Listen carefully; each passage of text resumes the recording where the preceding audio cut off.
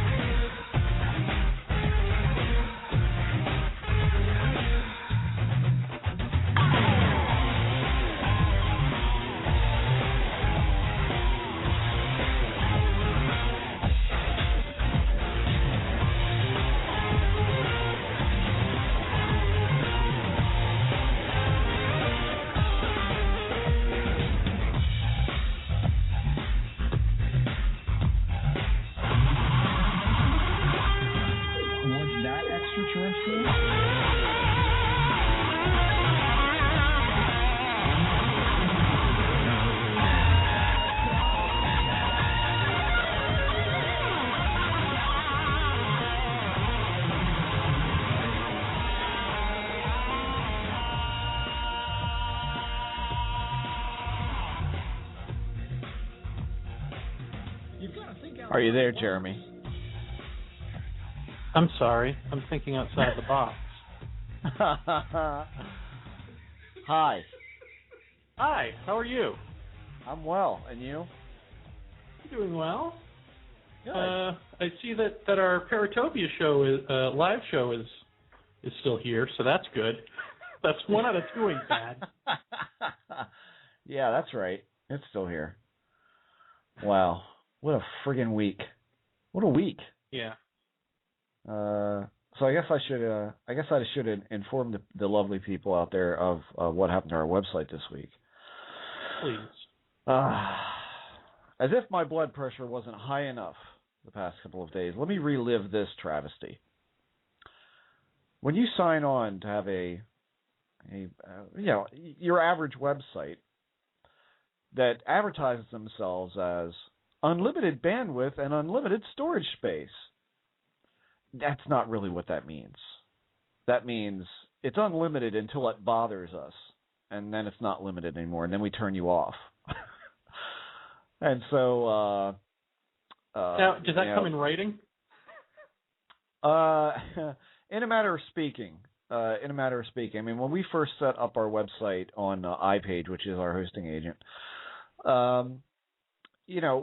I asked them, I said, how far does unlimited go? Because we do a podcast and it's going to be on there and we do a subscription type thing. And so when our website is down, that's very problematic for me and I don't need the stress of that. And I said, so how far can these things be pushed? And he said, well, if you're uploading a weekly show every week that is, in the neighborhood of 50 to 70 megs, that's probably fine. He said, when you're talking about uploading a folder that is 2 gigs, we're going to have an issue with that because then you're just using us for storage space. And frankly, I can understand that. If you're disseminating a lot of files out of a huge folder, then I would assume that would be problematic. But the way we were working this was, and this is why I chose them as a provider, was because we have now an extensive backlog of shows and archives that need to be available. And so I called them when the site went down, and it's hard not to describe this conversation without getting emotional about it. But they said basically all of the files that we have listed here in this email have to be deleted, or else we will not turn your website back on. And so I look at this list, and it's every podcast that we've done on that website. It is every single file from the archives up to and including this week's show. And so my answer to them was, that's absurd. because if I get rid of all those files, I have nothing more than a WordPress empty site. That's what I have. There are no substantiated other files that make up our website. It is our content. So you're telling me if I delete all of my content off the website, you'll turn me back on? And the guy basically said, yes, that's exactly what it is. He said, in fact, he said, I can tell you because I'm looking at the case file here that you're causing such draw on the server that you're housed on that, in fact, it's affecting thousands of other websites. And so that's why you've been flagged, and that's why we turned you off. Now, they're supposed to actually inform you that something is wrong and you need to fix this or else, that sort of thing. And I never got any kind of email from them whatsoever. And then when I looked at their terms of service, it said, we may contact you if there's a problem, but likely it's just that they're going to shut you down is what it boils down to. And so I said, well, this is a completely unacceptable alternative to me to have you house our files and to host our website. Because frankly, you're telling me to take off every single podcast we've ever done up to and including this week's show, and that's not a possibility. I said, it's not an option. I said, so how about this? I will delete everything off the server except for the last 10 episodes and the current one. So that's 11 podcast files on their web server. I said, when we upload a new one, I will take off number 10. He excuses himself from the phone, comes back about 5 minutes later. He says, yep, that'll work. I said, fantastic. We'll do that. We'll find another place to put our archives and all of that. And so I said, well, here's the deal. I'm not going to delete anything off of our web server until I have all of those files downloaded into a nice, tidy little package on my hard drive at home. I know Jeremy keeps an archive, but I normally don't. And I think it should exist in more than one computer just for safety's sake. And so I went home and I did that. And the next morning I called them up. And the prior day conversation, the man was very understanding, very, very very willing to hear me out, and he said, I've made extensive notations on your case here, and so when you call up and you confirm to us that those files haven't in fact been removed except for what we talked about, they'll switch you right on. And so I get to work and I call them up and I explained again. I said, we got this thing, here's the case number. Oh, okay, I'm looking at your file here. I said, well, all but those 10 have been removed from the server, and so I would like the website turned back on again because we have some extensive work to do with the website because there are buy now buttons for those old episodes that people can buy single episodes of. I don't want somebody buying something and then there's nothing to give you, okay? Or the notion that Jeremy and I would have to then upload and send you that file somehow remotely. That wouldn't be very convenient for you guys on the other end who want those shows. And so the man comes, he says, excuse me, I just want to check and verify this. And I said, sure, no problem. 22 minutes later, he gets back on the phone. Are you still there? I said, lucky for you, yes. I'm already pissed off. He says that the files that are left, it's not enough. You have to remove those other 10. I said to him in the most polite way possible, I said, look, I know this isn't your fault. I know this is not you doing this. This is nothing personal. But you're pissing me the fuck off. I said, I called yesterday. I said, these 10 podcasts must remain because that is the contingent of our site. That is the propagation of our site. That is the content of our site. That's how we stay alive on the internet. To remove those is to strip me of everything but an empty box. I said, I'm not doing that. This was agreed upon yesterday. Well, who did you have this agreement with? I said, the guy I talked to yesterday who made extensive notations in my file. Well, the guys in tech are telling me it's not enough. I said, will you tell the guys in tech to, to turn the damn website back on because I did what I was told. I did it per your spec yesterday. I said, and from here, I said, I would hate to do this. I said, but my next course of action here is to, close up the website and take it elsewhere and inconvenience all of my listeners and all of my subscribers for that. But that's where I'm going next. And you can bet there's going to be repercussions for you if that happens. He excuses himself from the phone. 15 minutes later, gets back on the line. Okay, your website is back up, and they just wanted me to tell you that if they see the files climbing again, they're going to turn you off immediately. So right now we have 10 of the past 10 shows plus our current show, and that is what is available right now. I have been on the phone with Bluehost this weekend, who seem to be right on target with what we need to do, and we may be migrating the entire site there. If not migrating the entire site, if that presents any sort of problem at all, and this is what they're going to have to get back to me on tomorrow or Tuesday, if that presents some sort of problem logistically for the shopping cart and for you subscribers and all of that, then we're going to have to keep the main site where it is and then open the Bluehost account for our archives and have everything linked back to our current site, which would be a little bit of a hassle, but it might be easier than migrating everything. And so, bottom line, when somebody tells you it's unlimited, it's not, because these files have been on their servers for 2+ years. And all of a sudden, just now, we're hearing about it. And some of these files have been, as you all know, have been there from the very get-go with iPage. And so I have no explanation as why all of a sudden this is problematic, and we have to essentially remove all of those files from, and you guys know that is what is on the website. We don't have a lot of fluff.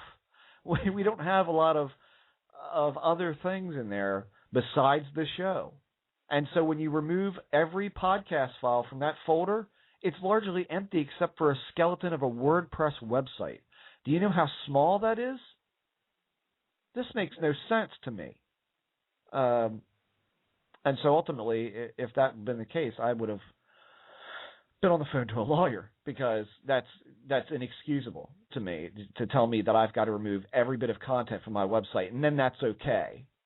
So what, I can't put up a podcast episode now? I've got to, what is going on? It makes no sense whatsoever. Well, how much would it cost to go to their sister website that they were trying to peddle? That was what came up in conversations. Well, we have a sister company that does offer programs for very large backlog archive type things, and then it becomes this problem of it's no longer underneath the unlimited anything flag. Now everything is regulated. It's 200 gigs of bandwidth. It's 20 gigs of storage space for $250 some odd a month. And then our next program up from there is 4, and the next one up from there is 6. And for our needs, it would be in the neighborhood of between $500 and $600. So, no. First of all, we don't have that kind of money. We got a boatload of listeners, but pretty much everything goes back into the show. I mean, Jeremy and I scrape damn little out of the till every month. And so, and that's personally, I mean, that's fine by me. But ultimately, it's got to pay to work. It's got to pay to stay up. I can't dump money into it.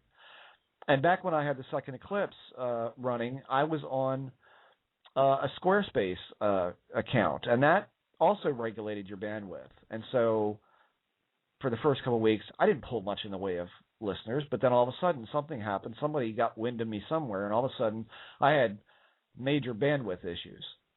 And so after so long, you couldn't access my site because the site was shut down. Then you got to buy the next package up, and it just continues from there. The more bandwidth you use, the more money they want. And I got a friend of mine at work who who has a pretty great podcast, and he's got 4.5 plus years of 50 meg files, he says, on Bluehost, and they've never given him a second look. He said, I would highly encourage you to go there. We've migrated several of our work websites to... Hello? Where'd Jeff go?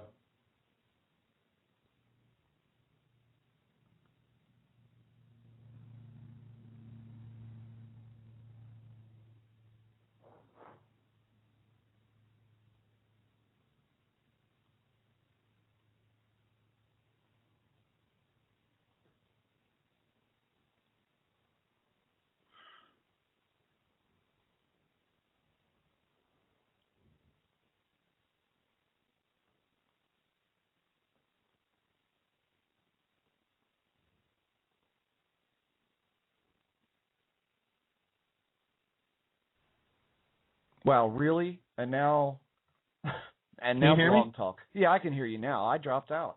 Oh. Well, that was you who dropped out. I thought I was looking for Skype so I could call in. It was me. I mean, I heard the bloop.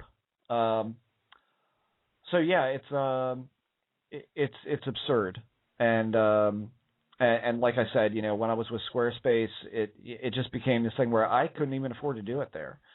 And that was probably a bad choice anyway, but I had no idea that I would have this huge groundswell of listeners when I started. I thought it would just be like a small little group.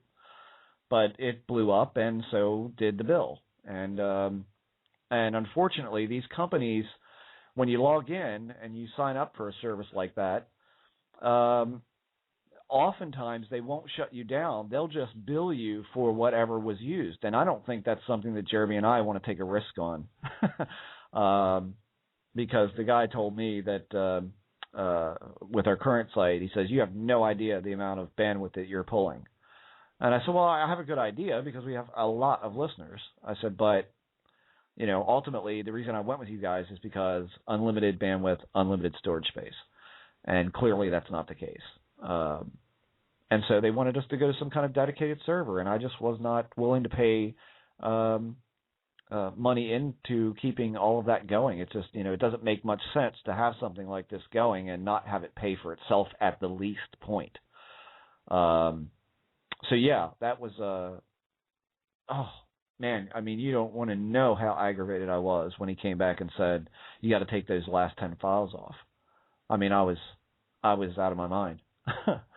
And so here we are, we're back up, and so when we put the show up, one came down, and that's the way we're going to have to do it until we get ourselves straightened out with another provider. And so my point right now is that so long as it doesn't affect any kind of problems with subscribers getting in and getting access and people purchasing single episodes if they want them, I'll be all too glad to migrate to Bluehost. And so that's probably where we're going to go this week. So you may notice a slight disruption this week, but maybe not. We'll see. And for iPage's sister company to host our website, they would have to move it, and that's around $200 just for them to move it. So it's just, charge after charge after charge. And after a while, I just wasn't listening anymore. So I acquiesced to their request, and we're back up. But I feel it's time to probably move on from there. So, anyway. Jer. Really? Is Jer gone now? Yeah. There he is. No, there's that little delay. Also, I'm listening to a voicemail from Tiokasin on Skype. I never get voicemails on Skype except from Tiokasin. And I'll share that with you in a minute. But, I think that you're underplaying the fact that they tried to sell you a sister company because, in fact, this is the exact same thing that happened to Tim Banal, which is why he moved to Cyber Ears, which he can do because he's got a completely free show. But unfortunately, they don't cater to subscription stuff. Now, he came from a company called .ez, or .easy. I mean, it's actually the word easy, not the letters EZ. But they said the exact same. It's like they were reading from the same script as iPage. Sure. You're causing a drag on bandwidth. It's affecting thousands of other websites.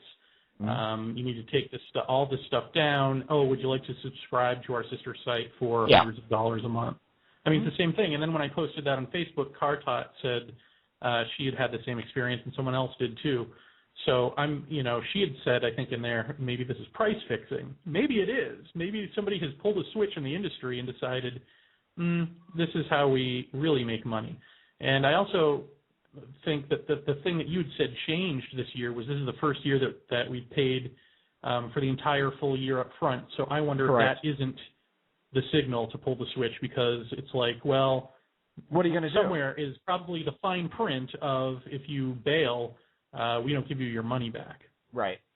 Yep. I'll bet you if you read that contract, it's in there. So this is really all about read the contract and note the passive language versus the definitive language. Yeah. So we got to go somewhere where people are definitive and you know where you stand. I mean, that's the key here. But this all smells of a scam to me, and why it's being pulled, 3 years later, 4 years later, whatever it is, with us and with Banal. Yeah. Like I said, it's like the industry must have pulled a switch or something. Yeah. Well, and talk about makes you backroom deals and picture something out of a Batman movie, Yeah, absolutely. And it really, I'll tell you what, it really makes you appreciate somebody like Miles over at Cyber Ears, because there's a guy who started us off, and I think at the time maybe they were, I don't know if they'd been around a whole long time, but now they've been around for a while, and we're still, I mean, our entire catalog from 1 all the way up is on there, and the guy has never said boo to us, and in fact he is one of our most staunch supporters through a lot of needless nonsense in this stupid field. He's just fantastic. So if you guys out there, if you're doing a podcast and you're not charging for it and it's just a free thing that you want to do for fun, go over to cyberears.com and tell him we sent you, and talk to Miles, and he'll set you up, and you will never hear such fucking nonsense from a place like that, because there's people there that got integrity about what they do, and there's people who will support you and nurture your podcast and give you free reign over what you're doing, and will back you up when you're up against the wall with some stuff. So because that was a concern, when we had the problems with our message board, and I think we've all pretty much resolved ourselves to knowing that was off of one guy going to them and filing some kind of false bullshit complaint to get the message board taken down. And my next concern was going to be, are they going to actually contact somewhere like Cyber Ears and complain, and is Miles going to have a problem? And when I called Miles and talked to him about that, he laughed. He says, "No, forget it. No way." He said, "This is free speech. This is the way it works. And no, I would never, ever pull the plug on you guys for that. That's absolute nonsense." And so there you go. There's a guy who stands up and doesn't take the bullshit. So that place, they kick ass, and I love them. And they've given us far more than what we've given them. I'll put it to you that way. They're great people, and they're dependable, and they'll hold you up. I mean, in plain out words. So go check them out, cyberears.com. Anyway, God damn it, I hate this stuff. I mean, it's so senseless. And you're absolutely right. It smacks of some kind of price fixing to me, but who knows? I mean, I don't understand how some place can say it's unlimited and unlimited this and unlimited that, but it's only unlimited until we feel like, you've got too much on our servers. Well, wait a minute. What does unlimited mean? And as far as I know, there is no kind of, like, if you reach this number, we're going to have a problem. There is no number listed. There is no bandwidth number. There is no storage space number. It's not there. It's just, if it causes a drag. Well, what does that mean? And that means they can say whatever they want it to mean. It doesn't cause a drag. Even all of our episodes can't possibly cause a drag. If our show is causing a drag for thousands of other websites, then they've got a problem on their end. Well, then they shouldn't be in business. Then they need to implement some kind of load balancing in a big way. And if they did that, then I think that would probably help. But again, I mean, you look at these places and you you see the pretty website and all, but I mean, how do you really know what kind of facilities they truly have? You don't know. I mean, you really don't. I mean, are they in someone's basement with an air conditioner and a bunch of servers sitting around? You don't know. And so just how big are they? I'm assuming they're a pretty well-established major corporation with professional facilities. So that, I hate to say it, that in one way just makes it more suspicious to me as to what happened this week. Right. So my Bluehost is where we're likely going to go. So we'll see what happens.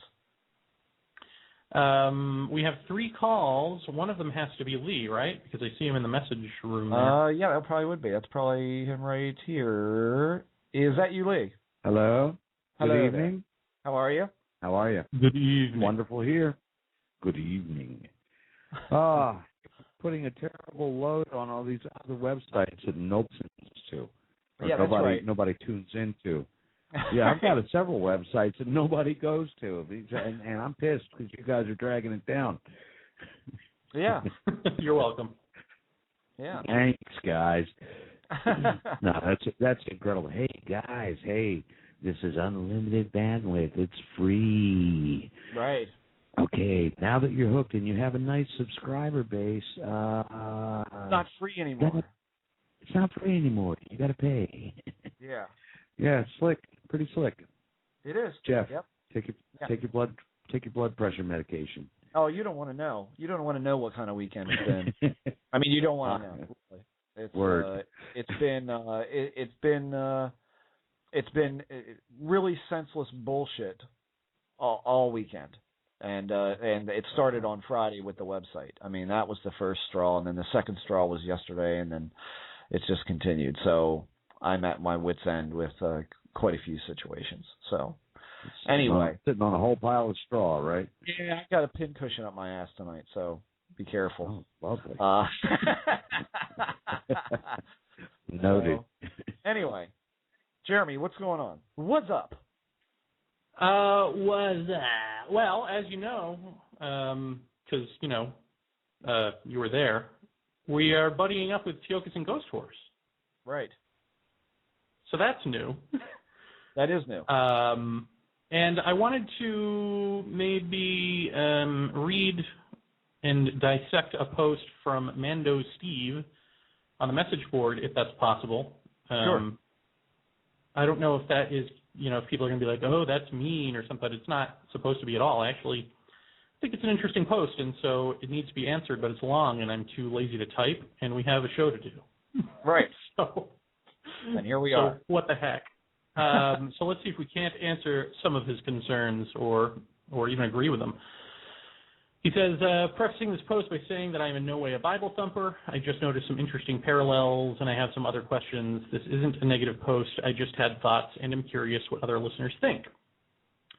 Interesting that the Old Testament comes up in both this episode and also in the discussion here. When Moses ran into the burning bush on the road and asks, who's there? God replies, I am who I am, as if to say, don't question me, pink monkey. Or in the context of this episode, don't question it, it just is. Well, right there, I would say I don't agree with that interpretation of God saying I am who I am, or actually, I believe you said I am that I am in the original. Actually, probably in the original, it was probably we are who we are, right? Because it was like all plural. But anyway, I digress. I think he's saying I am. I mean, I think it gets back to the old I am thing. I think that's what was implied there. And I shouldn't say he's saying. Whoever wrote the Bible is saying this. But anyway, I don't think the point is don't question me, pink monkey. I think the answer is actually more Easternish, ironically, than that. It just gets lost in translation. But anyway, I go on. That's what is throwing me about this episode. I have such a difficult time with the it just is concept because it sounds awfully familiar to me. It is the same explanation I got when I was a kid and asked my mom how we know for sure that Jesus called Lazarus out of the tomb. It isn't as if we knew anyone who happened to be there. Her answer was that we had to have faith that was true, and it just is sounds a lot like faith to me. I can't find a spiritual shortcoming in questioning everything. Maybe I'm losing something in the language of it. it feels fatalistic to abandon our questions and sort of surrender to a kind of, well, I'll just roll with this kind of thinking. I feel at some point we have to learn the justification behind it. And here he's talking about behind what, aliens, alien abductions, all that stuff. I think like this whole, so far, like what he's saying here is a misinterpretation of the "it just is" concept. Like the "it just is" more along the lines of what I've been talking about forever. And, you know, of course, I'm not the first one to say it by thousands of years, but I'm saying it now, which is that when, meditation gets into this, right? Deep prayer gets into this. When you are still, a different kind of mind becomes you. And, you know, perhaps you move into the heart, that sort of thing. So I think the "it just is" isn't a complacency. We're not saying stop asking questions and become complacent. I think we're talking about a total change of mind that comes from the silence, you know, if you want to call it the acceptance of what just is, okay, but that comes from silence. And then with that new mind, one can ask questions, I think. Do you think that's fair to say? Yeah. Although, I mean, I said this to you, I think, after we finished the show. I don't necessarily disagree with the way that he took that either. I think once again, to me, it's looking past what you're saying as far as just accepting something that is. We just accept that it is, and we can't just do that and say we're not going to ask questions. It's about kind of surrendering to a point in realizing that what you're dealing with just exists. It just is. And so when you go into it with that kind of mindset, then at that point is when you begin to notice things and that are answers to your questions. If you can get closer to it, if you can remove the mystique and just accept it as what it is, rather than standing in awe of it, you look at it in a completely different way. You put new goggles on or take old goggles off, and you look at it in an innocence of sorts. And so ultimately that leads into learning more about it. It opens the doors in order to learn about that sort of thing. So I don't think it's abandoning question, and that is actually how I took that as well. You know, I said we couldn't have just said, well, polio just is, or cancer just is, and that's not how you expand in that way, I think. But taking this in a different context, if you can just accept it as it's something that just is, and maybe look at it in a different perspective, that it may reveal things about itself that you may not be getting because you're worried about how many windows something has, or how tall were they, or, you know, seeing them as aliens and all of that sort of thing. That's more along the lines of the way I'm thinking of it now. But I do understand where he's coming from, and I don't disagree with it from that vantage point. Well, I guess what I was hearing is slightly different than what you two are hearing, because I think this gets into the age-old problem of when people who come from the heart or any other mindset say things the way Teokasin does, like just accept what is, it means something different. And I think you have to get to that mindset before you can understand what he's saying. Otherwise, you misinterpret it. Mm-hmm. And I feel like that little breakdown is something that has plagued us from the beginning. Like it's one thing for even the Dalai Lama to say, just do the dishes, or Thich Nhat Hanh, he's the Vietnamese monk who said, do the dishes to do the dishes, meaning just be in the moment and do things for the sake of doing them and be in the present, all that be in the present stuff works for you if you are actually living in the present. It doesn't work for you if you're not. And so you have to get to that mind where you are living in the moment.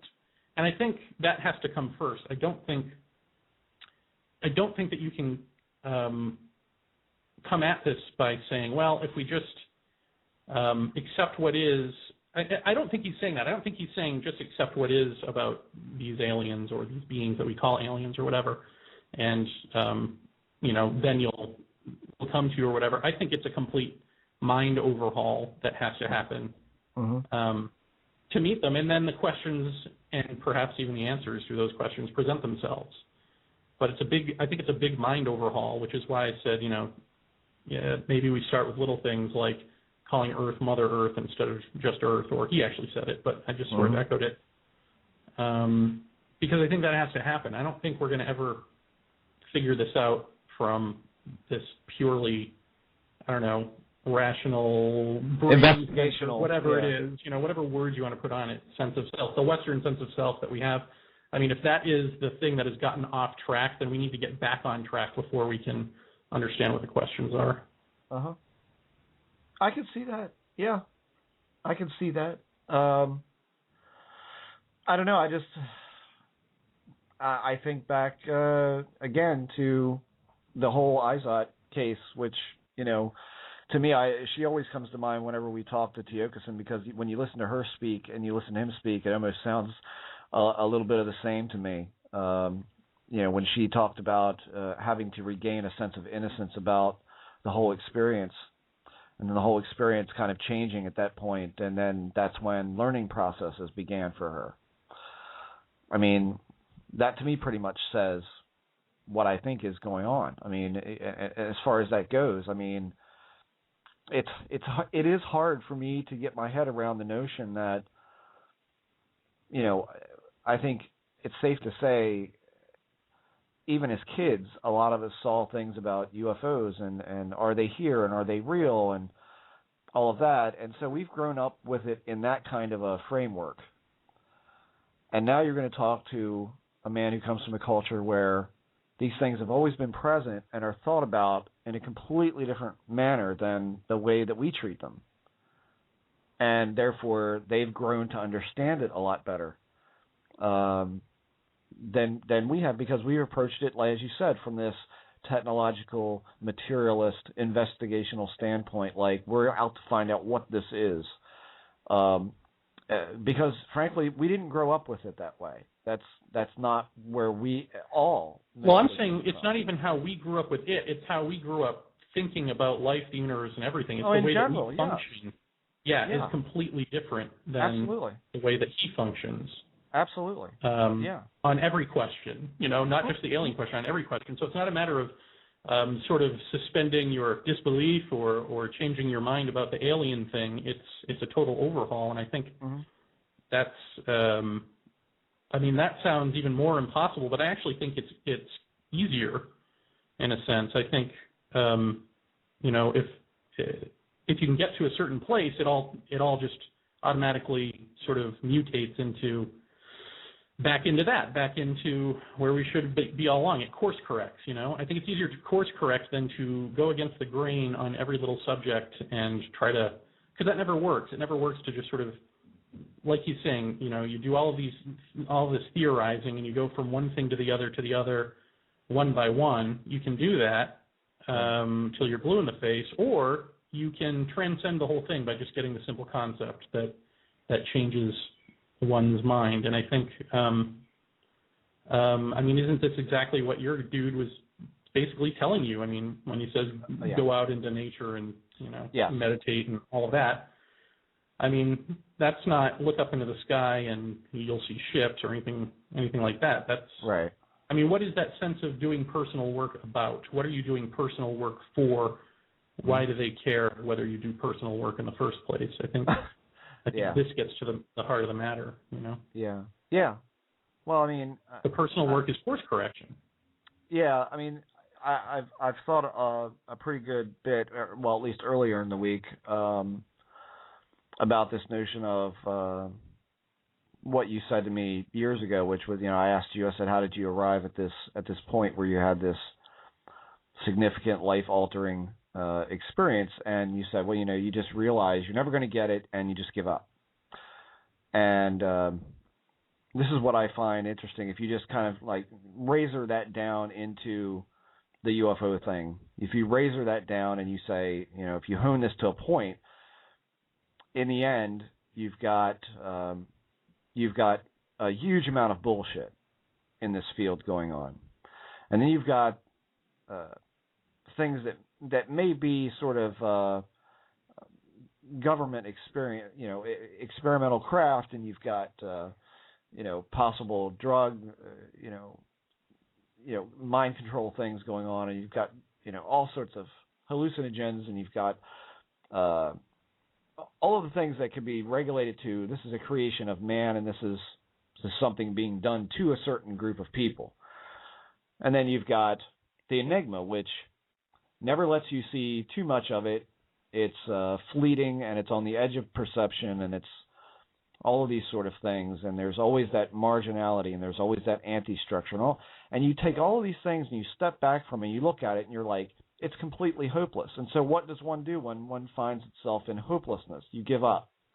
And I just find it interesting that is what this field, if one stays in it long enough and kind of broadens one's perspective to look at the entire ball of wax, you look at it and go, there's absolutely no way I'm going to figure this out. And the best thing to do is just to give up. And I wonder how many people have arrived at that. And I would reckon that it's a fairly small number of people who've come to that. And I think when they do, they disavow and remove themselves from the field completely, rather than giving up within it and then taking in whatever happens next.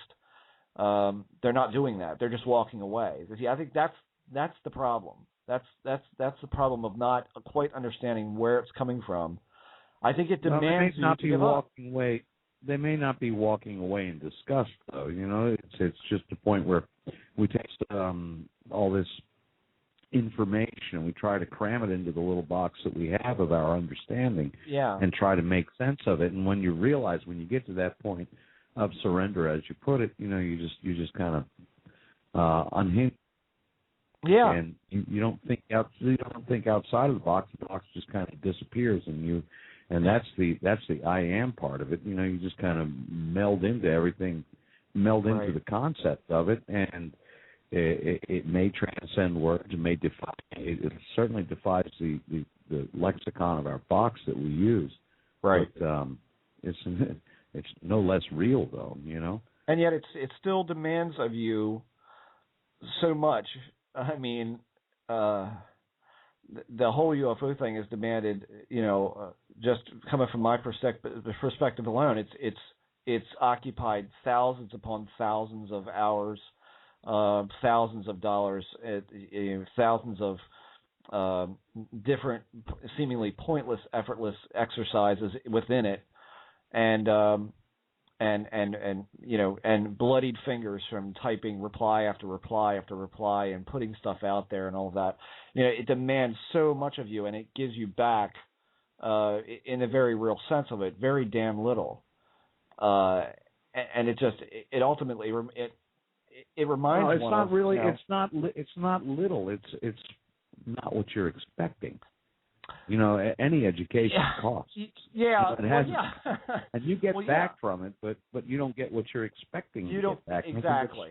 That's the point of the conversation here. Exactly. And it just, and then when you start thinking about, well, how do other people have these, transcendent experiences? And it's, it can be through pain. It can be through drumming. I mean, all of these different things, as like I said, Graham Hancock mentioned on the show, there's all sorts of different ways that one gets out of their skin envelope and gets to see this wondrous greater picture of everything.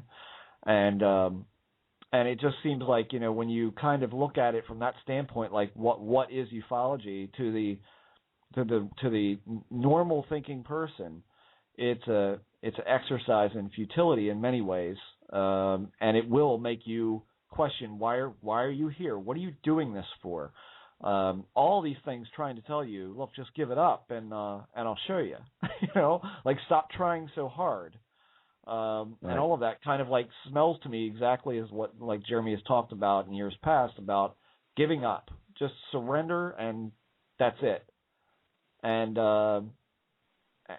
I find it eerie that when you look back over the course of like 2 decades for us, it's like, that's what happens. You reach this critical mass point where it's like, how much further can I go? How much further do I want to go? and we've noticed it on the show. The minute that we start getting, like, okay, are we done? All of a sudden, something else drops in our lap, or we have this seemingly insurmountable hurdle of some douchebag ragging on us or personally attacking us, and you just go, with everything else that's going on in this field, now I've got this too. Enough, I'm done. And yet there comes something right on the heels of that.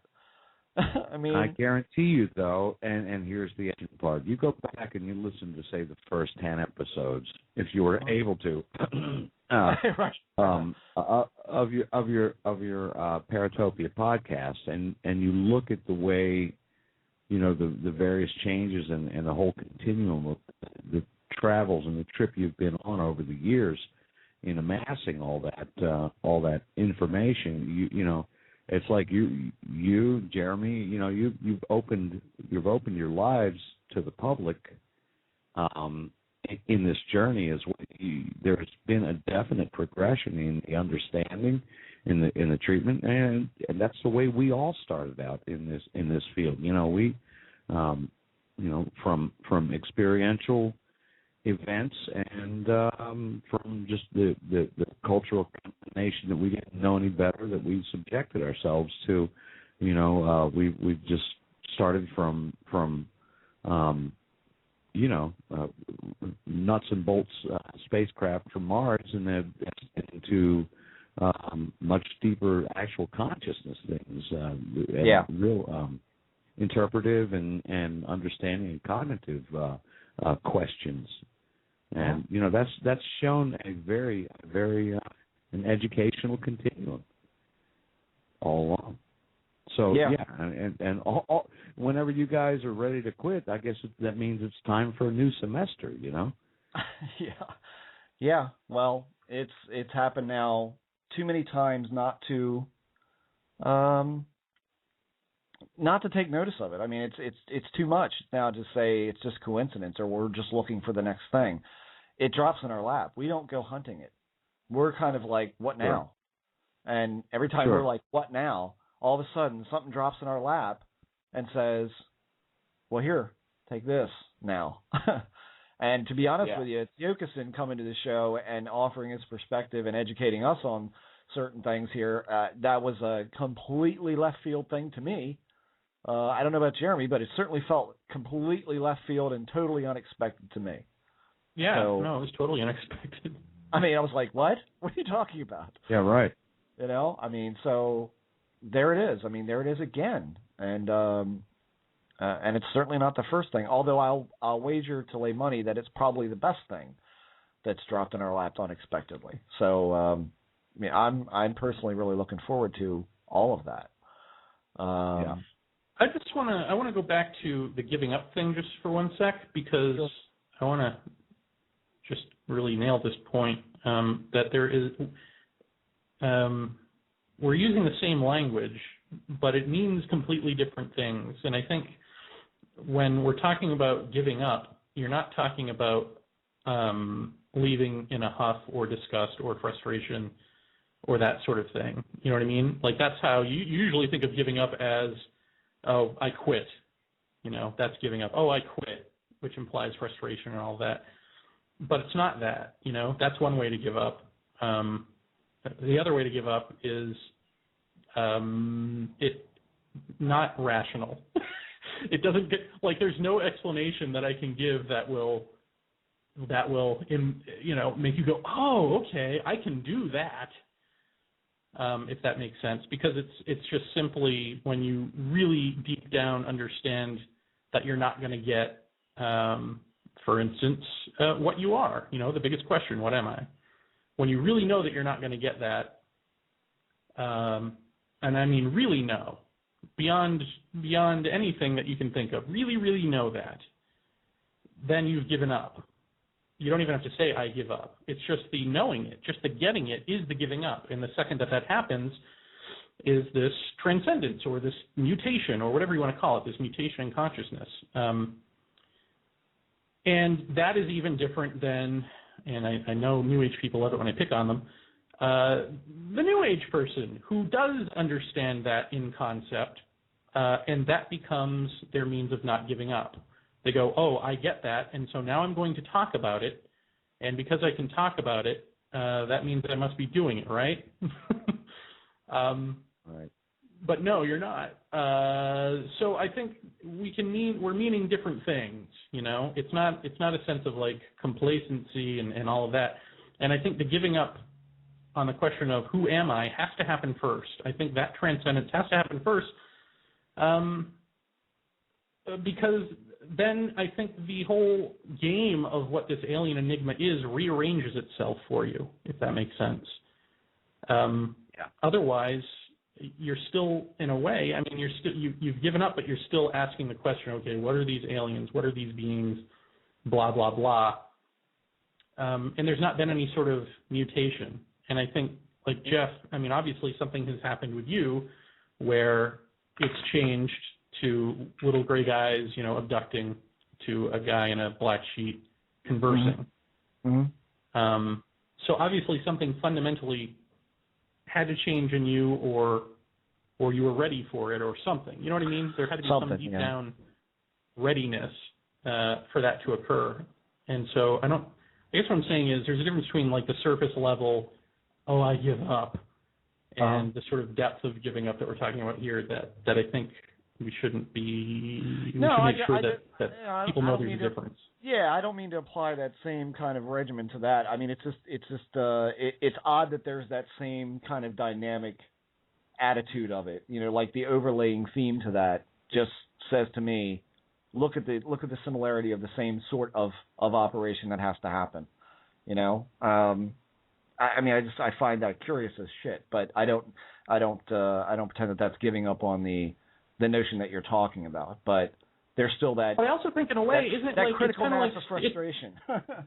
It's like getting the comfort. Like, have you ever been in an argument and you're so in the fury of the situation that you can't see straight? But if you just stop for a second and breathe and pull back, then maybe you can see why this is happening in the first place. Oh, I see what their perspective is. Oh, and I get my perspective. Oh, I see the whole thing. Right. That's the giving up, really. It's the giving up of the sense of conflict to pull back and go, okay, I see the picture now. Right. And I think now the question is that we want to ask is, can you do that with this alien thing? Can you give up on the notion that these are malevolent or trickster or whatever, when that's what we think we've been dealing with, right, to pull back and see the bigger picture? And what I'm saying is, I don't think you can. I think you need to do it on the ultimate level, and then that will become apparent. Because I think to try to do it is just to create more trickster nonsense. Oh, okay. Huh. Well. But I don't think Shiokitsun can judge that or can say that. I don't think he's qualified to say, no, you can, because he's not coming from our perspective. He doesn't have to live with the bullshit mindset that we live in. So how would he know? Well, yeah, that's true. That's true. I don't know. It'll be interesting to see where it goes. I mean, I'm really curious. I really, really am. And I'm looking forward to whatever, he brings up in whatever if it ends up being twice a month or once a month, or that he sits in on shows, that's what I'm most looking forward to. So we'll see. You know what's funny? Even like if you think about, I mean, we know people who have sat in on like sweat lodges and things like that, and claim to have seen beings or lights in the sky or whatever. And inevitably, if you don't come from that mindset, it's a big deal, and suddenly you're in on it. Suddenly, oh, I'm a part of this now, and these aliens are real, and aren't I special? I mean, it automatically brings you to that, aren't I special? Now I feel like I'm in on something, and once again, there are the Lakota just going, no, dude, this is every day for us. Right. You know? You saw it because you're here, and you're enveloped in our frame of mind right now, but don't leave this sweat lodge thinking, you're going to bring this back to your people in the form of a book or a seminar on how special you are, or any of that stuff. I mean, that's where we go horribly awry. And so once again, it's like, let's get to that mindset. How do we get to that mindset where we're not going back? Because there is no going back. Yeah. Yeah. Well, I have something else that I wanted to bring up, if that's okay. And then if we're completely wrong, Like, if you're completely wrong and this really is evil and tricksterish, then you'll know. You'll know. And it won't matter. And it won't matter anyway. Right. It won't matter anyway. So go ahead. What do you want to bring up? Well, I got unusually. I mean, it's really unusual that I get emails from people just out of the blue about a certain question. But in this week, I got 3 in a row practically about how I felt about skeptics, and I didn't really answer any of them. I told them, I just basically said, well, I'll answer this on the show this week. And the answer is I don't. I don't think about them. And last night it was really, really late, but there is a National Geographic special right now on the Shroud of Turin. It's been running, I think, today and probably part of last night. I think it was called Secrets of the Shroud or something like that. Yeah, and a guy named I've seen that.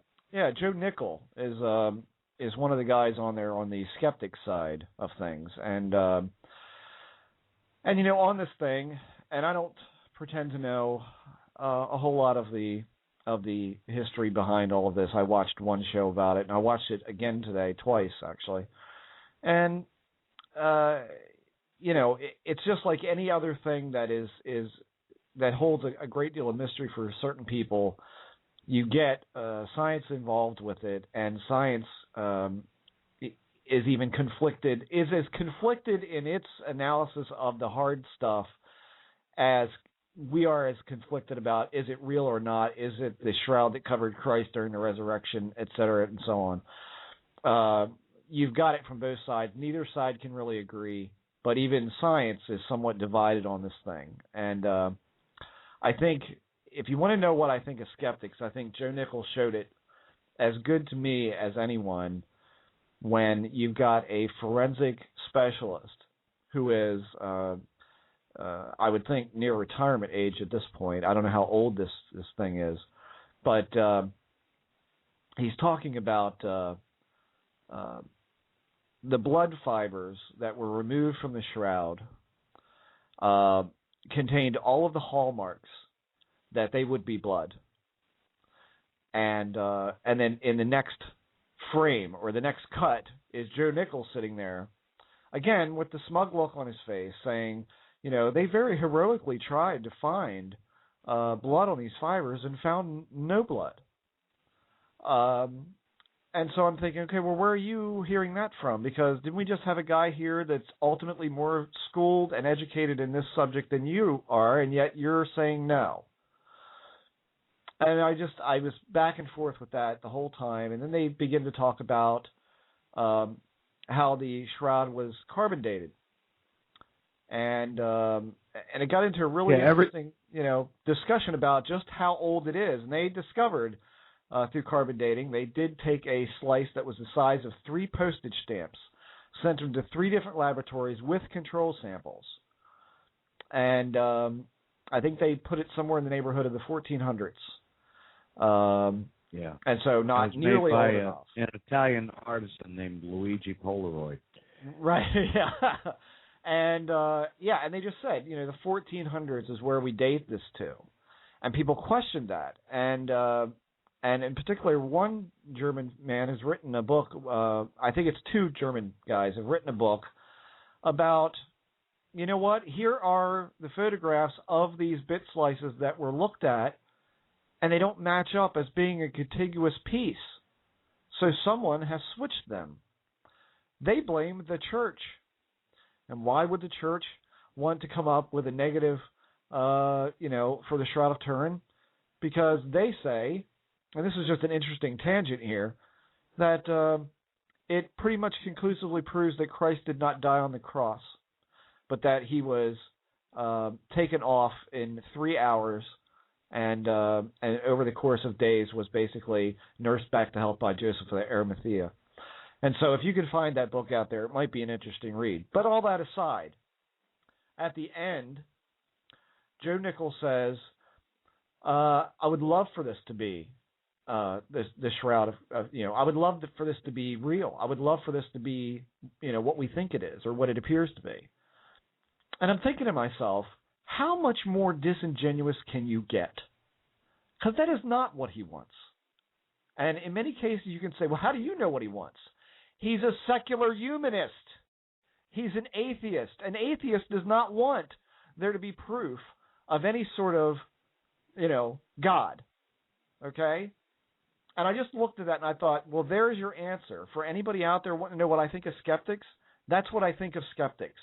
That they feign this notion of, I just wish that UFOs were real, or I just wish that we had proof of a God, or I wish we had proof of an afterlife. And you know what? They don't. That is the exact opposite of what they desire. Jeff, I don't mean disrespectful here, but let me ask you a question. Have you ever done photo analysis on any UFO photographs? Sure. Okay, and have you ever found any of them questionable or outright fakes? Sure. Would you say that you've exercised a degree of skepticism in this? I'm sorry, say that one more time because you were breaking up there. Would you agree with employed, say, a certain amount of skepticism in the process? Sure. Okay. Well, then, in a sense, you are skeptical as well. You're not a professional skeptic. Sure. No. By any stretch of the imagination, but I think we've got to be careful not to poo-poo skepticism completely. No. When we talk about, I guess that's a clarifying point I should make. When I'm talking about skeptics, I'm talking about these fundamentalist skeptics that don't bother me with the facts, as Stanton would say. My mind's already made up. This is the type of guy that I'm talking about, or a person that I'm talking about. In that there is nothing that would ever convince them of anything that doesn't fit into their already perceived notion that this is all nonsense and I can explain this and I'm going to be the smartest guy in the room and do that. I look at somebody like Joe Nickel, and he seems like a decent guy, but it's like when you look on the web and you look up, is Joe Nickel a secular humanist? And you see that, yes, he writes for the Secular Humanist Bulletin article, and he is on some kind of Council for Secular Humanism. That's not the type of guy that says there'd be a Christ. Nobody's going to tell me that, Right. No. I've been working with a coworker who is a member of the Skeptical Society.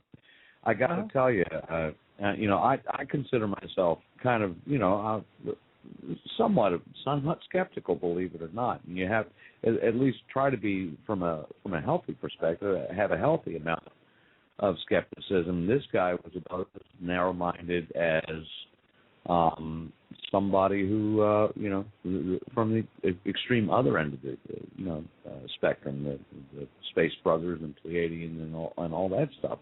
He's completely got his mind. There's no talking to him. There's no convincing. There's no anything. That's where the term, they give skepticism a bad name.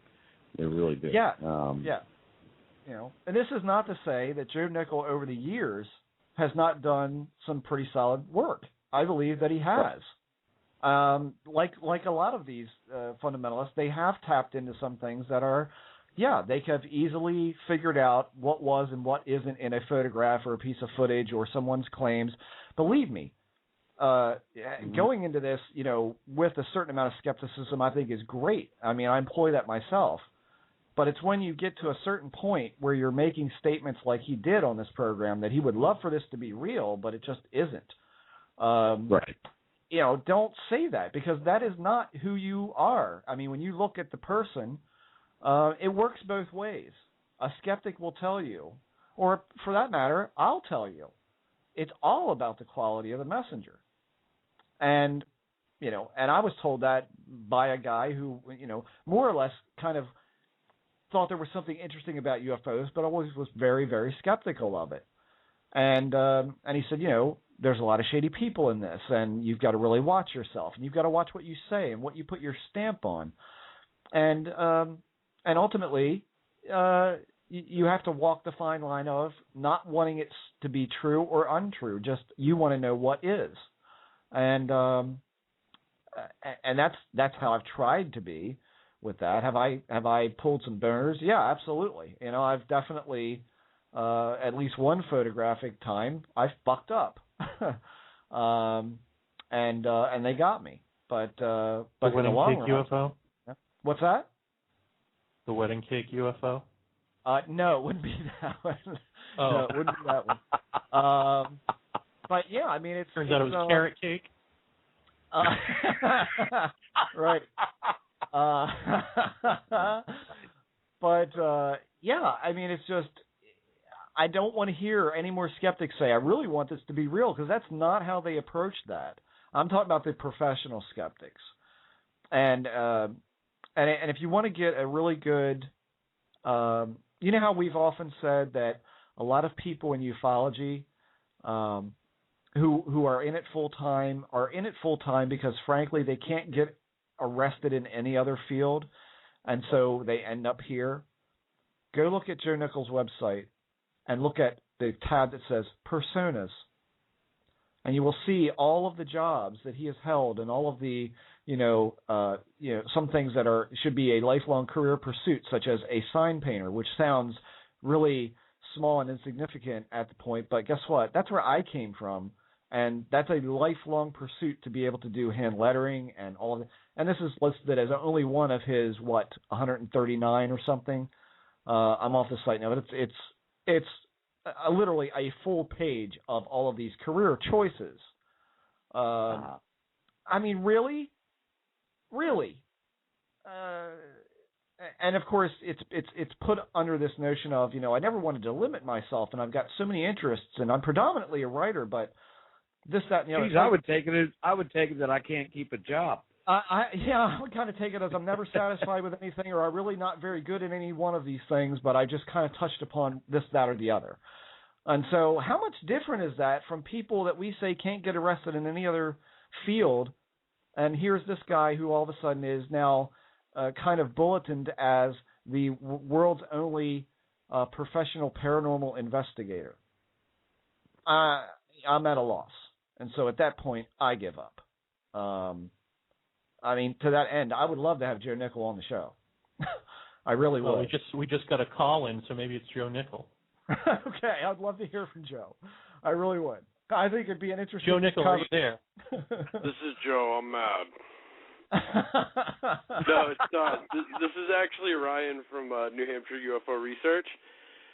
And I was just calling in because it's interesting you guys are talking about Joe Nickell because, one thing I wanted to add to the conversation is he did a kind of a debunking of the Roswell case, and Stanton Friedman pretty much took him to task on it. And within the first, I think, one or two sentences of his article, there were factual incorrections pertaining to the Roswell case. So that's very telling as far as, how deep he looks into things. And then, I'm sure you guys probably have heard recently he just released an explanation of the Exeter case. Uh-huh. And, that one as well, I mean, if you really have any knowledge of the Exeter case and you take a look at it, there's a lot of problems with what him and I believe Maga is his co-author, with that one as well. So as far as the UFO stuff, if you take a look at what, him entering and trying to debunk a lot of these UFO cases, he hasn't done a very good job of it. So yeah. I've just figured I would add that to the conversation. Yeah, well, he's always the talking head of skepticism on these things, and I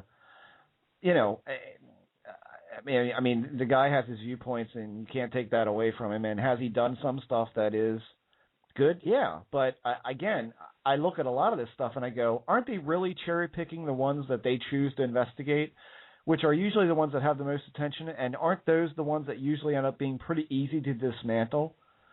I mean, Definitely. Yeah. I mean, but by no means am I ashamed of debunking the Meyer case, because at the time, at that point in my history with this stuff, I saw that as really problematic because it was being pounded and pounded and pounded all over the net, and people were actually talking about this case as if it actually meant something. And I'm like, you're being derailed here, this is the problem. And so there I go for a year and a half, toe-to-toe, head-to-head, with that case, and by the time I was done, I probably had 20 or 30 people kind of digging in and finding out different things and finding found parts and finding, model pieces and looking at these photographs and all of that's on a skeptic website called CFI West. And I'm not a bit ashamed of that, but is it a cherry pick? Like, is that an easy one to tear apart? Absolutely, it's easy. But the fact of the matter is no one had actually taken the time to chronologically order things down and make notations and say, here's what's wrong. And now we have this glorious page that you can send people to where they can go, oh, well, now I see. If indeed they want to see. But I look at Joe and I go, wow, I mean, don't tell me that you wanted this to be the burial cloth of Jesus and proof of the resurrection. Don't tell me that, because that's not true based upon, what I see of you on the net here, on the Council of Secular Humanists and stuff like that. It's like, no, that doesn't fly. You can't make a statement like that. So, Yeah, it's hard to base a career off of everything, not being true, and then say, oh, I'm upset that, I really wish it was true. That's the problem I have with it. Like, I think skepticism is good. There should be more skepticism, but when you see somebody taking the same exact stance on every, case, whether it's the Shroud or a UFO case, it's always not true. At what point do you say, well, geez, how can the outcome to every one of these different mysteries always be the same that it isn't true? To me, it, I think it just becomes a bit suspect. Yeah.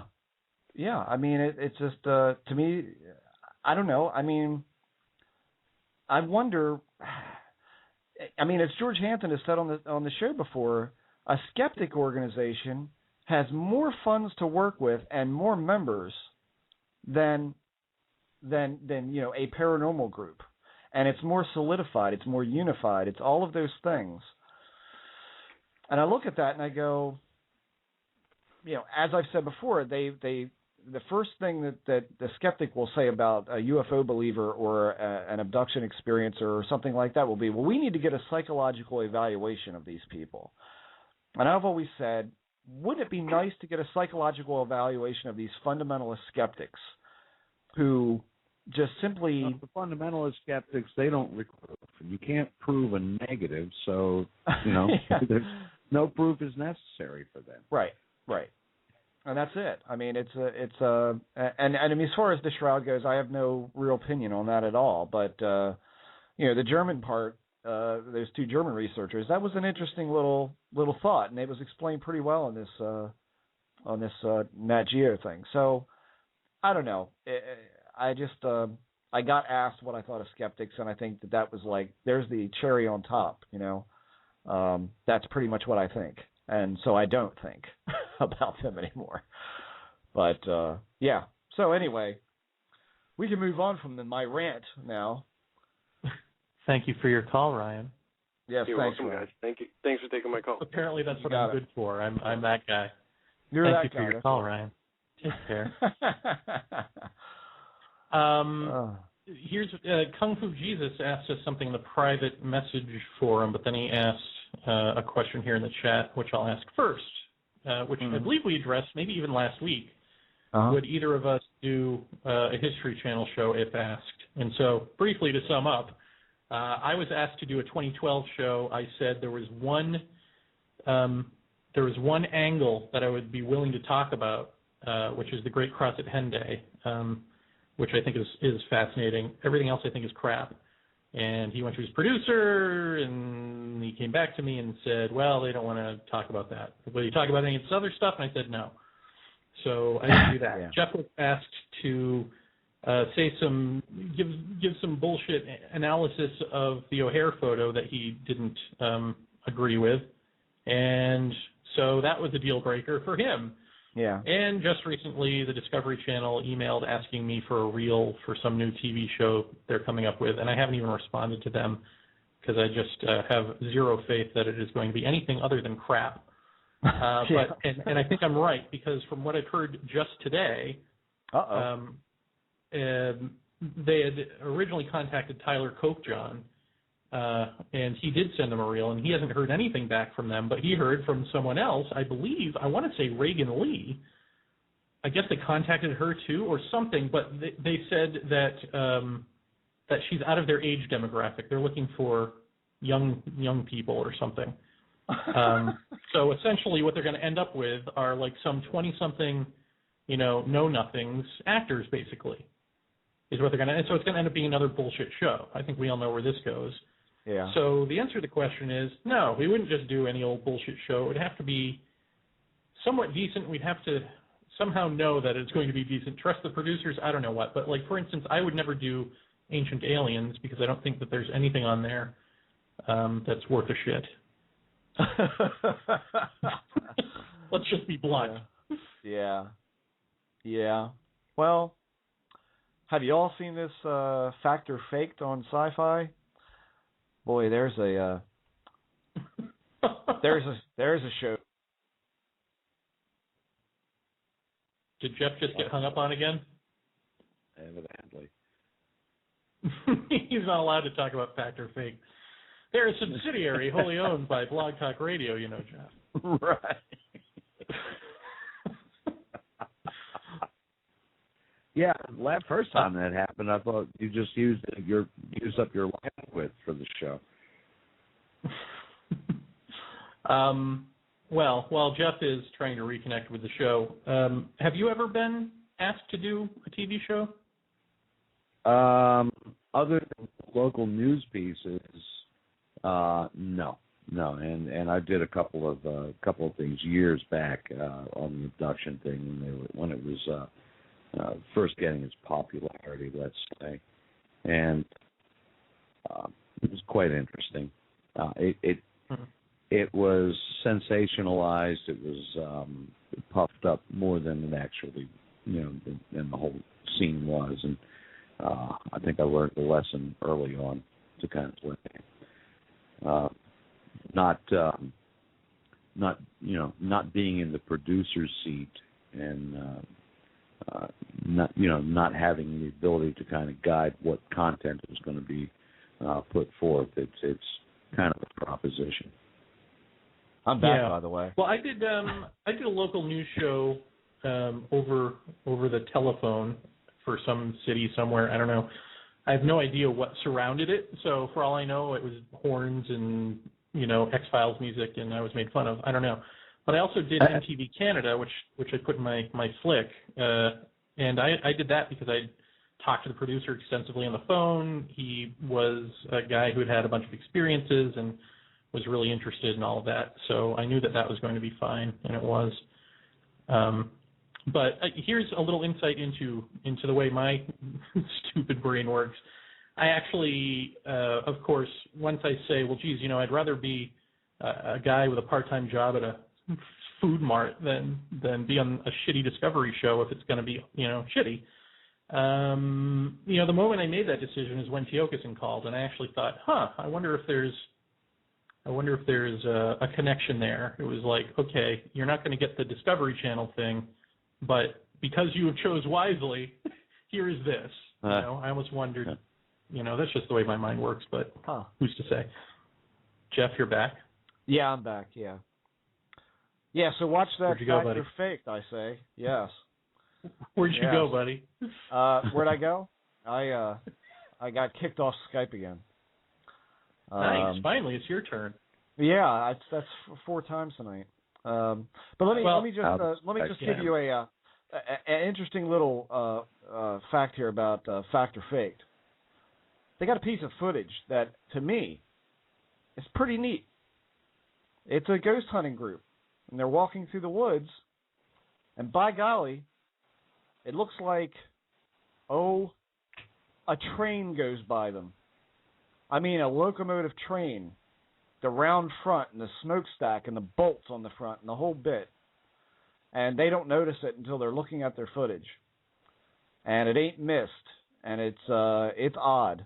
And it doesn't appear to be tampered with, although who can say without having the original in their hands and talking to the witnesses and so on and so forth. But their idea is to go out and try and duplicate this. And how do they do this? By putting a guy on a four-wheeler and having him barrel past these people while they record him. I mean, this is the level of, let's try and debunk this. I mean, wow. Really?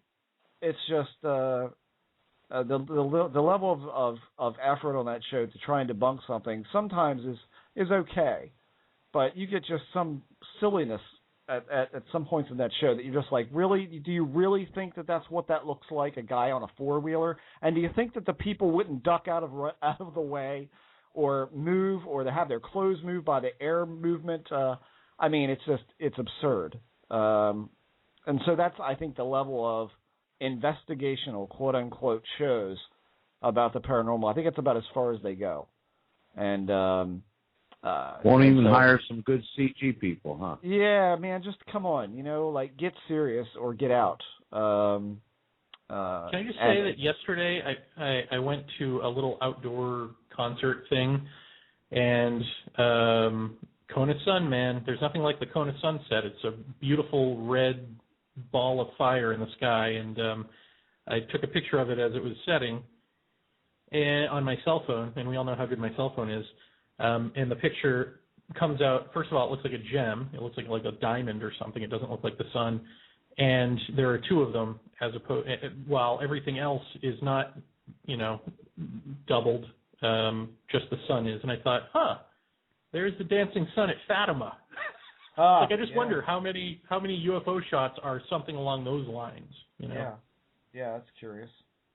Yeah, I mean, who knows? I mean, it's and again, if you had shot that and put that up as some kind of paranormal thing, how would you go about debunking that other than to, other than to say this is atmospheric phenomena of some sort? Yeah, I mean, I don't know.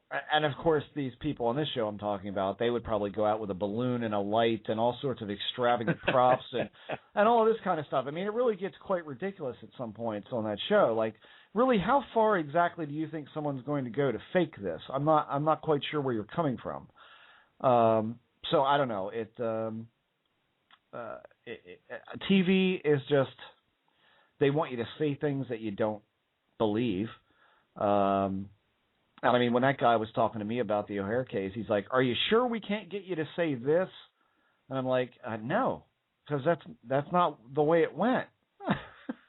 Okay, well, I guess that's pretty much it then. I said, "Okay, well, keep me in the loop," and that was the end of it. I mean, it's just like I think they're looking for good TV and entertainment, and when you're coming at this from a really serious standpoint, they just can't understand that. They want the sensational story, which is what their business is about. I don't fault them. It's just I fault the people who are in this field who go on those shows and make some wild ass story and then they've been on TV. That's just like, okay, really? Is that what you're after? What? There's been such a preponderance of those shows, those type shows lately that they've covered every single angle to the nth degree. You think that they've well, yeah, I guess we're due to be surprised again, but that I just can't imagine them taking it to a season because of more and crazier and deeper sensationalism like that. It's all going to turn into Maury Povich or or that eventually. It's got to implode eventually. Yeah, it does, and then it's going to kind of drop off the radar because there's going to be other crap that's going to be more interesting to the masses, the drooling masses. Yeah.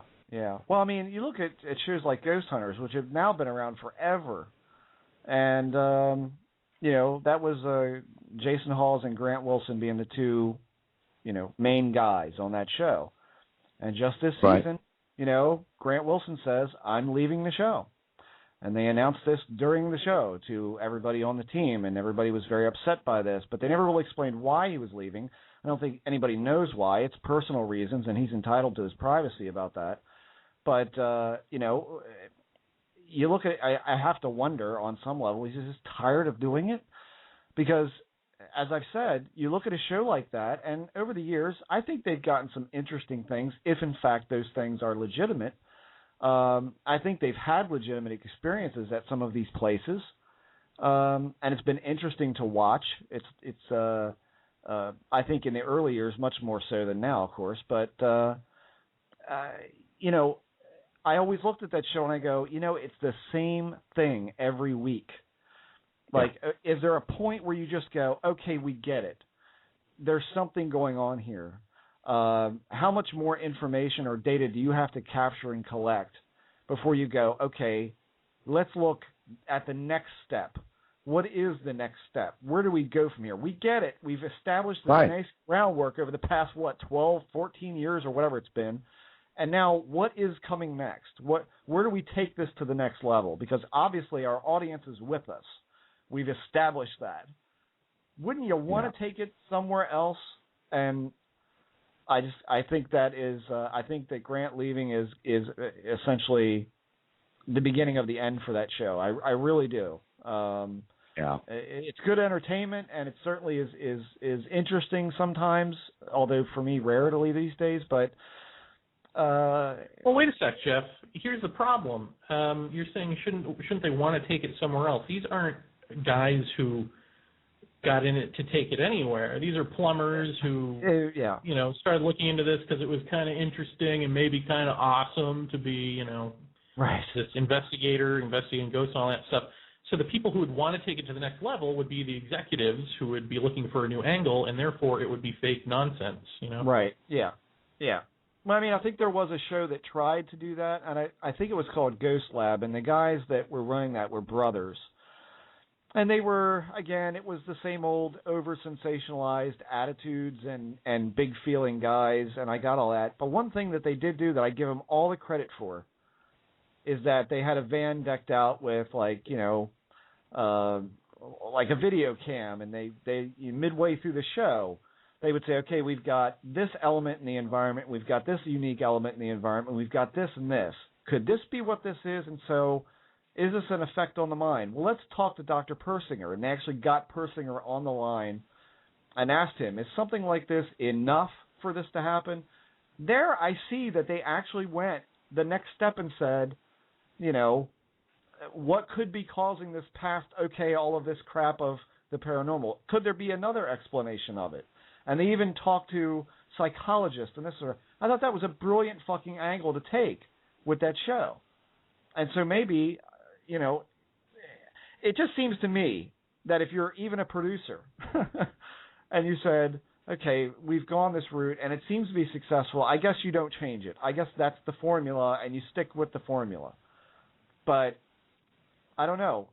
There was a guy, and I think I've mentioned this before, named Justin, who was with them in the early days. And during one of the episodes, they were in somebody's home, you know, who had reported disturbances of some kind or activity of some kind. And he asked the most brilliant question ever posed on that program. And that was, do you ever wonder what we're doing? And the girl who was investigating with said, what do you mean?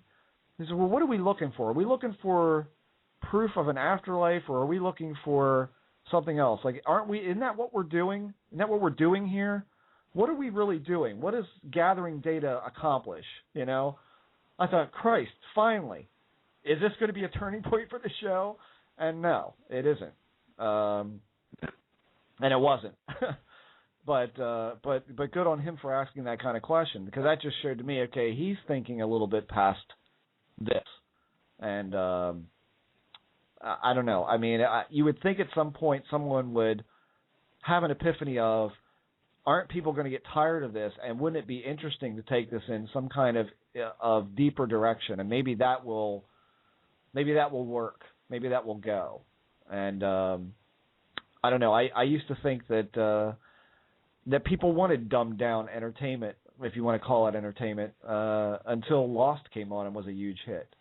I think that show involved a lot of thought and showed a lot of people that people like complexity and they like mystery and they like making things that make them think. And that show definitely did that for a whole lot of people. And so why wouldn't a paranormal show try that? Just give it a shot, you know? And we know what they may come across. I mean, we've hit on some of these things that are really interesting and far more dramatic than what they're getting every week. It's just, I just think that would be an interesting turn. But they don't do it, do they? And so, I think it was maybe a year ago someone had said something to me about none of these broadcast entities are signing any more paranormal shows. It's going to be Ghost Hunters, Ghost Adventures, and Paranormal State, and that's going to be it. And I've seen a scant couple pop up since then, but they don't last. And frankly, I'm very glad that they don't last, especially Extreme Ghost Hunters, because that one was really ridiculous. Yeah. So that was that might have been like the Girls Gone Wild version or something. It was just, yeah. What happens when drunk frat boys get a TV show involving asylums? When you go to when you go to a prison and you want to do a blood ritual to make the ghosts angry, and you cut yourself and you bleed on the floor, and not only do you bleed on the floor, but you rub your open wound on a prison floor, I don't think I'm watching your show anymore. I mean, that's it for me, because the next words out of your mouth will be, "Why come we don't see ghosts?" And I don't want to hear that. Wow. Whatever. Kung Fu Jesus has another question from the members only forum. Yes, an exclusive club.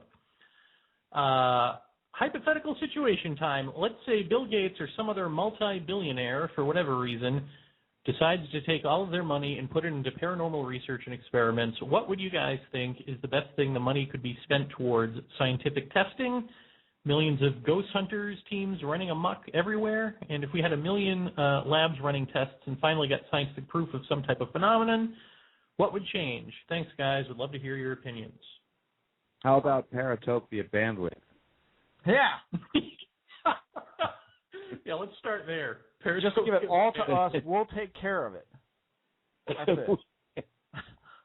We got it. We'll take care of it. Wow.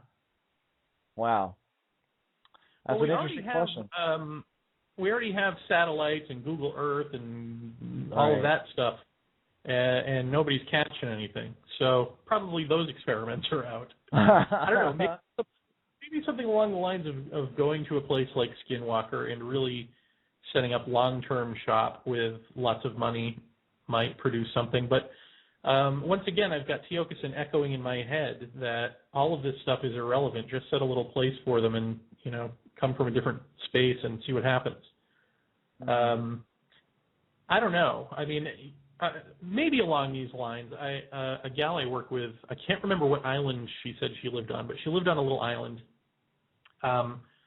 It's in a chain of islands, and she said there was Bigfoot, absolutely positively Bigfoot on the island. Because she said, I told her about the show, and she said, did you ask Teokasin about Bigfoot, what their take on Sasquatch is? And I said, no, that might be an interesting question to ask him. Absolutely. And then she told me about this island she lived on. She said she could smell the Sasquatch. She could hear them. You could hear them at night calling to each other between islands. Wow. And she would find these footprints. But she said there's some, Bigfoot research society or whatever that is camped out on this island. Now, the other island, humans aren't allowed on. It's for animals only, and it is owned by an Indian tribe, and I can't remember the name of the tribe. But it's owned by a tribe, and people are not allowed to set foot there. Huh. So isn't that interesting? Already you've got that connection. Surely they must know that Sasquatch is there, and maybe that's why it's off limits. I don't know. But in any event, this research society is set up on this island, and they're trying to capture it. And they've caught like a brief, photo of it or something, setting up a video camera where the tracks were and all this shit. But nothing conclusive, of course. And I asked her, why is that? Is it the dense vegetation, or is that how these things are hiding? And she said, yeah. She said that's part of it, but she said, I think they can hear the gears in the camera, or I think they can, they can sense the infrared detection and all that stuff. They just know. It's like they know that the setup is there and they know to avoid it. Mm-hmm. I thought, I don't know if that's true or not, but man, that's something I've never heard of.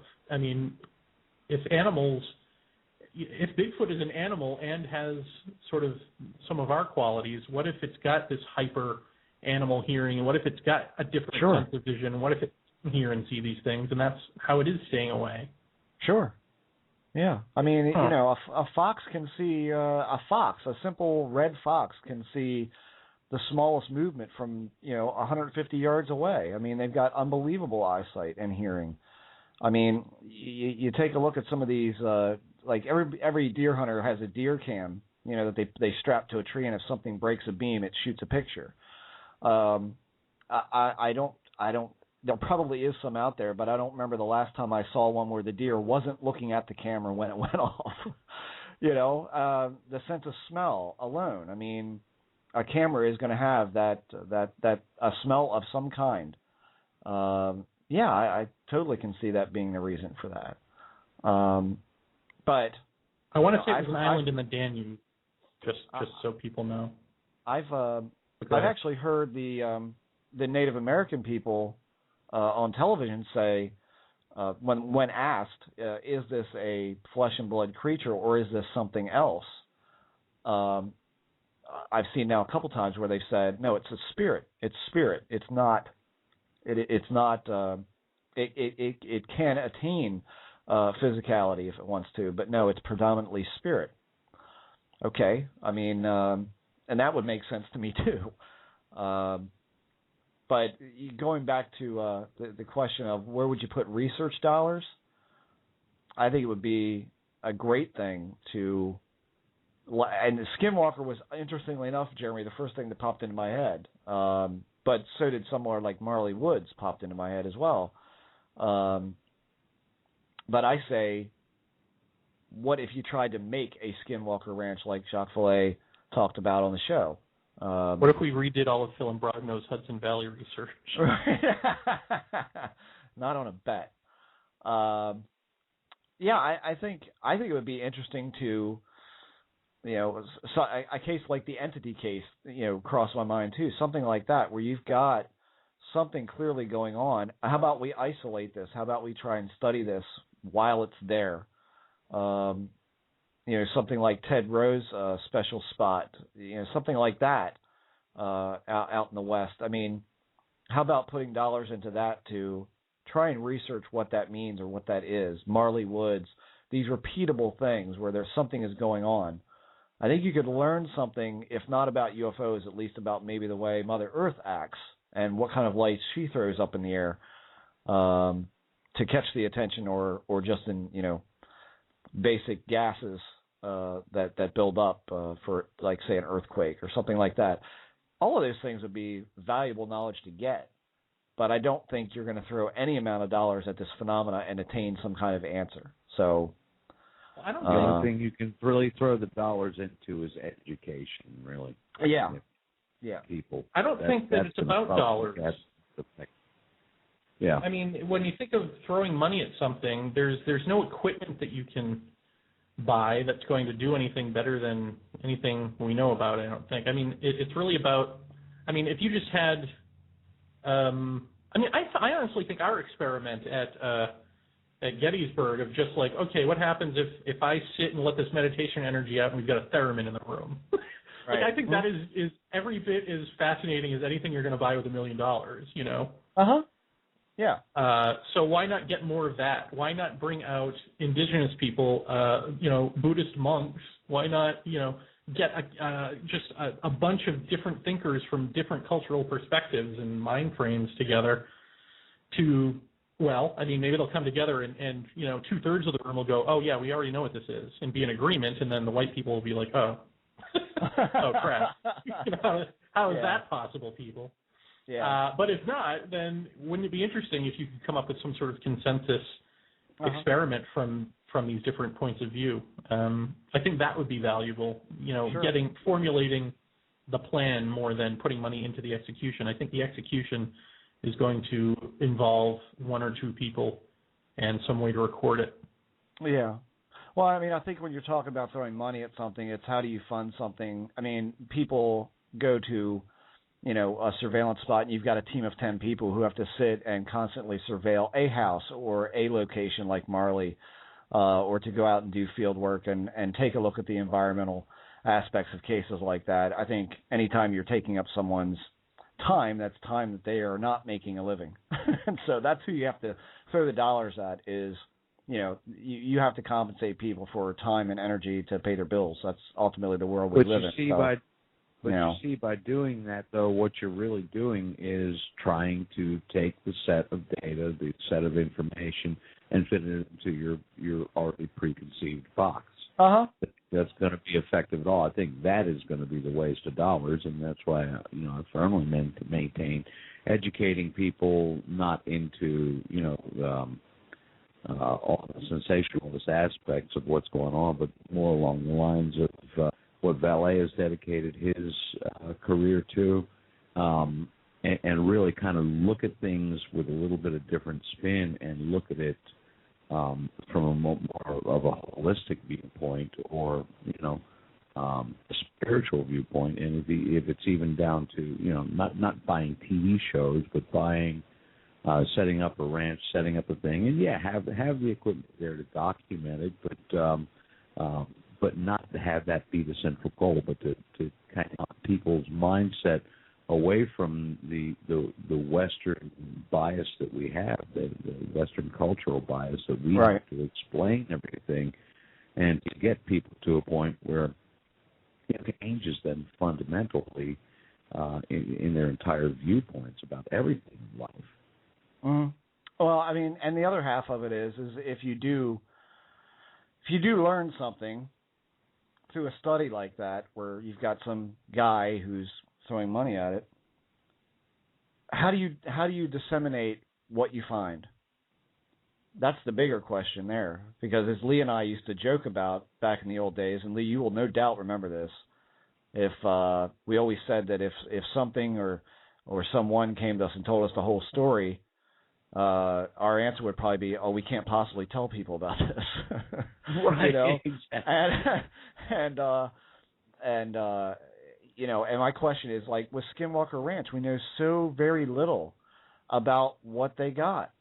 We know so very little about what does that look like. I mean, there's said to be a lot of data collected from that. Well, where is it? And what happened to it? And why can't we see that? Why not? If the caveat is the rich guy says you'll report to me and you'll give all the data to me, my answer will be forget it. If it's a contract that says all of the information will be provided raw on this website or through this channel, then great. But how are you going to disseminate anything like that? Microsoft's paranormal app. Yeah, I mean, right. I mean, what's the method in which to do that? I mean, Skinwalker to me is an interesting book, but it's like, well, where is this stuff? Why can't I see that? I mean, why can't any of us? Who is holding that for what purpose? I don't get it. It's never come out, and it's been years since that book. What? It doesn't make sense to me. And the only thing that makes sense to me is that it's bullshit.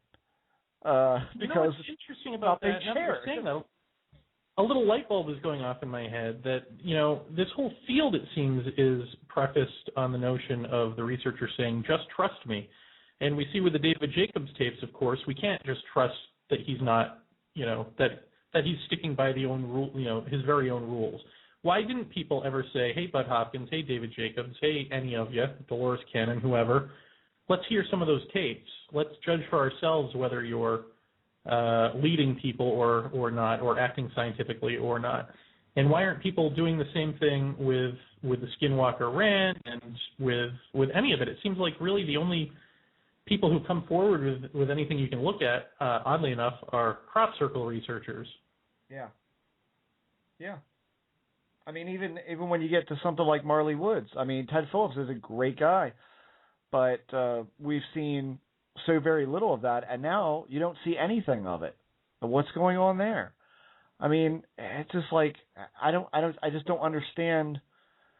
I don't understand why all of a sudden things drop. I understand there's a need for privacy in some residential places, and certain people want their stuff to be confidential. I understand that part of it, but like. Well, what about what we're doing with Project Core? I mean, we're not releasing that to the public, so are we guilty of the same thing? I think with something like that, it's there's an effort not to contaminate. I don't see something like Skinwalker Ranch being an effort not to contaminate. You know what I'm saying? Like that, those accounts. What does it mean not to contaminate? What does that mean?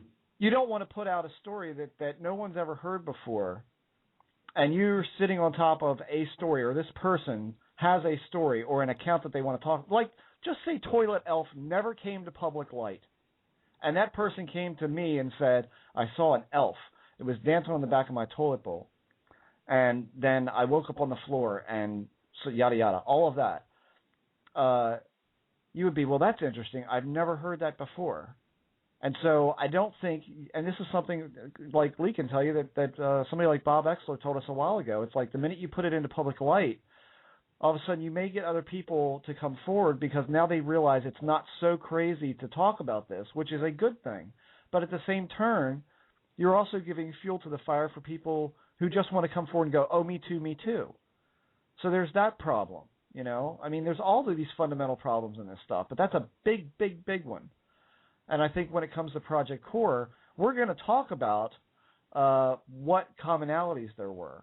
I don't think the stories are going to be, I mean, already are probably so varied that how can you talk about all of those varied cases in any kind of contiguous framework? I don't think that's possible to do that. But the next phase of that may be that a report is compiled and put on a website for everyone in the world to view. And no names have to be associated with it, but, you know.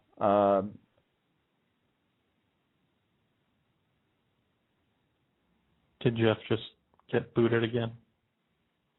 Either that or he's really thinking about his next phrase. Well, for people who are confused, what we were talking about with Project Core is, take a look at it with our crack staff of researchers, all of this data, and then present a paper, but we weren't ever going to release any of the stories. The stories were going to remain confidential because that was just part of the deal. So, you know, I know people would love to get their hands on those, and I don't know if it's right that we keep it secret or not. I guess I can see the argument on both sides. It certainly makes sense. I've had it with Skype, by the way. Right. It certainly makes sense to say we're not going to, so that way people don't just start, telling us stories because they think they're going to hear them again later or see them in print and, pull one over on us or that sort of thing. But Jeff, I mean, does it make sense to you still that we keep the Project Core stories anonymous at the end of the process, or do we eventually release those to the public? Well, I think we started it saying we were going to keep everything anonymous, and I think that's where we're going to stay. Right. I think as far as talking about the stories, I think we've already said that we will discuss, different aspects of that story, but we're not going to go through the whole diatribe that some people have written to get to that point. We're going to mention that, yes, some people have seen elves. Yes, some people have seen – so there's going to be certain specifics that get touched on. But probably the next phase is going to be the one where these when people turn in a story, or if something has progressed in their story since the first one, that they write that down. And those things probably will be equally as reflective of this whole phenomena as the first phase. I don't see anything changing because of what we're looking at.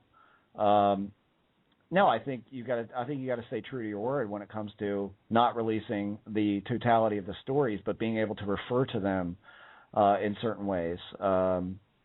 Yeah, and it's going to be about correlating. It's about the end result. We're not focusing on any one individual case in this process. It's about looking for the similarities across a wide net. What comes up over and over and over and again. That's where you start. I think getting into specifics. And you've been upfront about that. You've been upfront about that since day one, anyway. Sure. Yeah. That's what the whole game of the whole project is.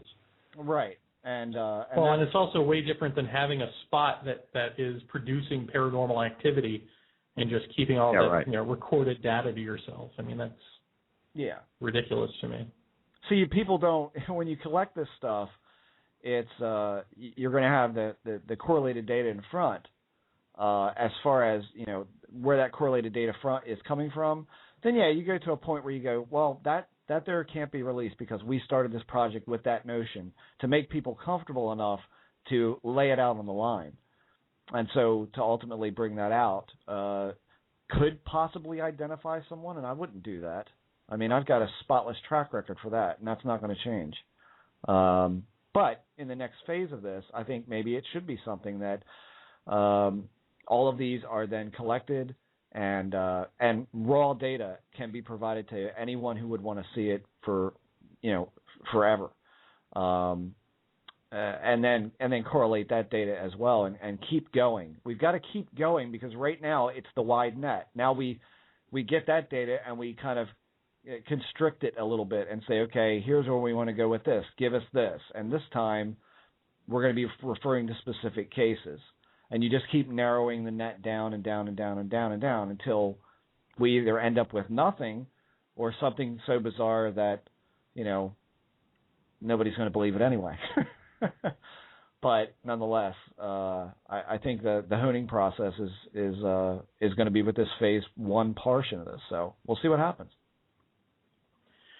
Well, and I think it'll be interesting also, and maybe we bring Tiokasin in on this or something, because I would like to even know if we're all talking about the same thing. Like, that's the one thing that comes up. And I think even in Mendo Steve's post that we started the show off with, I wonder what he's saying is, is this even the same phenomena that we're talking about? Right. As to what he's talking about sits down in in some sort of ceremonial circle. I think so, but I don't know.